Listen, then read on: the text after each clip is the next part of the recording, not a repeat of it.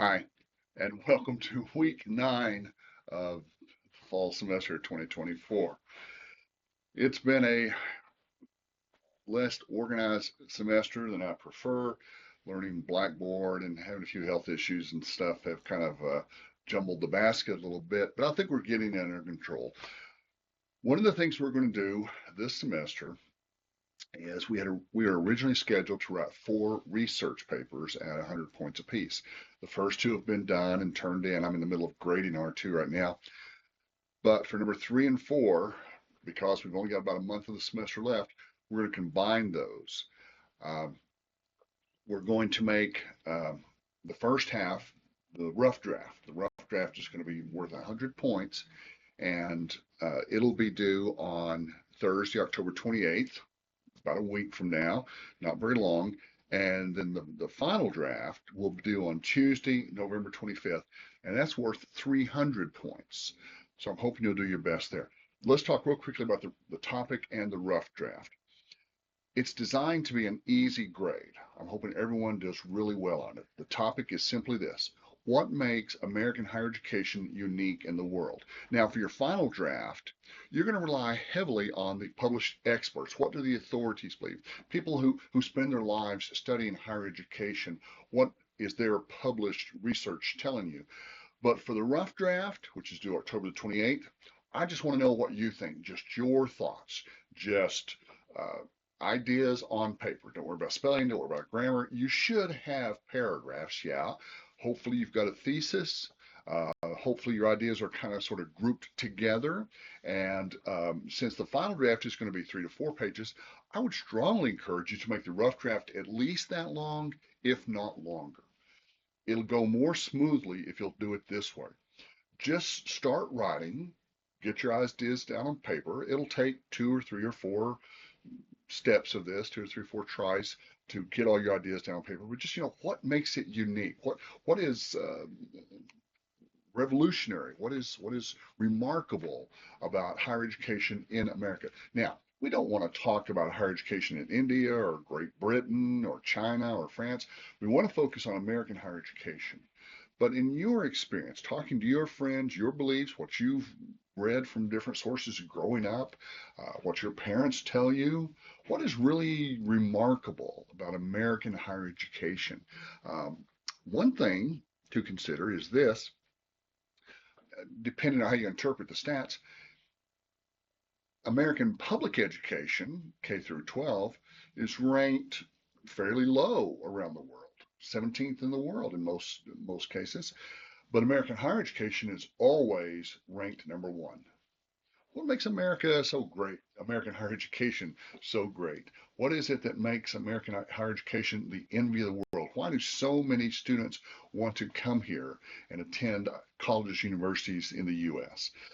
So just kind of go on with that and kind of ramble a little bit, get some ideas down on page. Um, I don't think we have a word count minimum on this, but I expect you to turn in something substantial, well, maybe kind of sort of organized.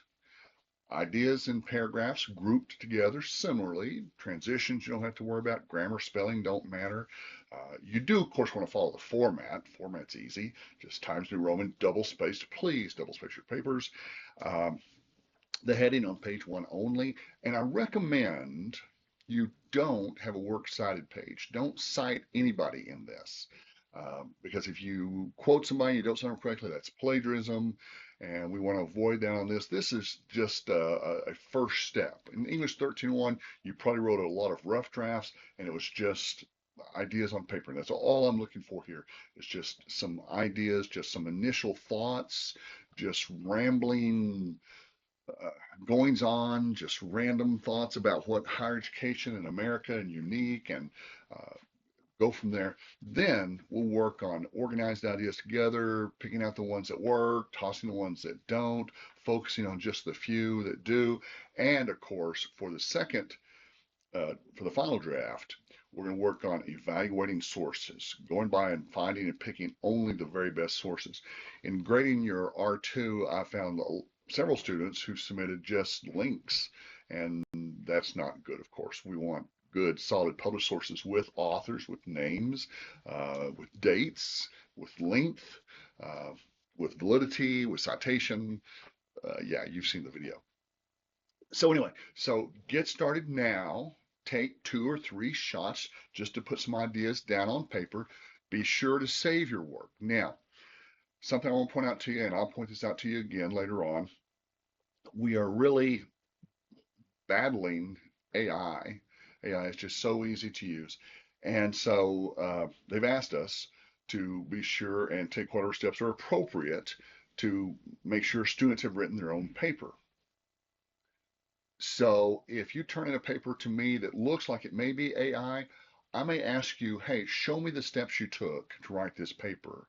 Explain the process you took. And if you can't explain it, if you don't tell me, well, this is what I did first, this is what I did second, this is what I did third, then I'm going to have to assume it's AI, and you may not get credit for a major project.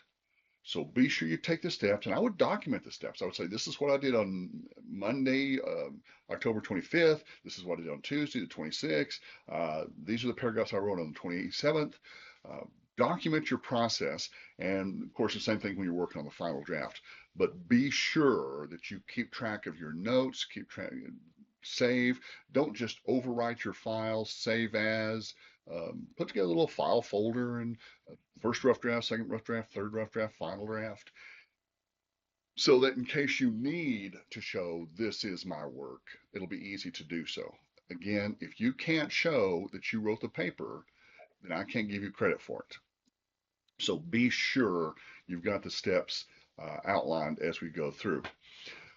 We've also just started the poetry unit. I've posted a couple of PowerPoints. I'll have a much longer, much more effective video for you on Monday. And poetry really is a fun unit. I hope you enjoyed that poem "Dust If You Must." But we're going to get into Robert Frost. We're going to get into a little bit of Emily Dickinson. I think we're doing John Donne this semester. Does that sound right? William Wordsworth. Sorry, William Wordsworth. And there's just so much to learn. One of the things I will go into detail on Monday, the video Monday, is one of your best tools, one of your most powerful weapons.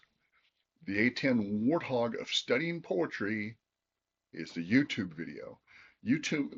Poetry was meant to be visualized. And so watching some of these, picking the right video, of course, but watching some of these videos can really help you visualize, can help you hear. And you know that, of course, you want to hear the poetry, you want to hear the sounds, the intake of breath, the pause of punctuation. But watching the videos can help you manifest all of that and understand the poem better. And especially if you get one of those favorite poem projects, one of those videos, they can really explain for you and help you understand it better. So learn to rely on YouTube. Read the poems carefully. I've purposefully chosen shorter poems with good messages and clear imagery. You have to know the vocabulary words, so just commit to memorizing those, of course. And I look forward to working through this unit with you. Let me know if you have any questions. Drop me an email. Please do not hit reply. Please do not use Blackboard Messenger. Just start a new email from your SPC account or your personal account. Send me an email to jfly@southplainscollege.edu. And if you have any questions, just let me know.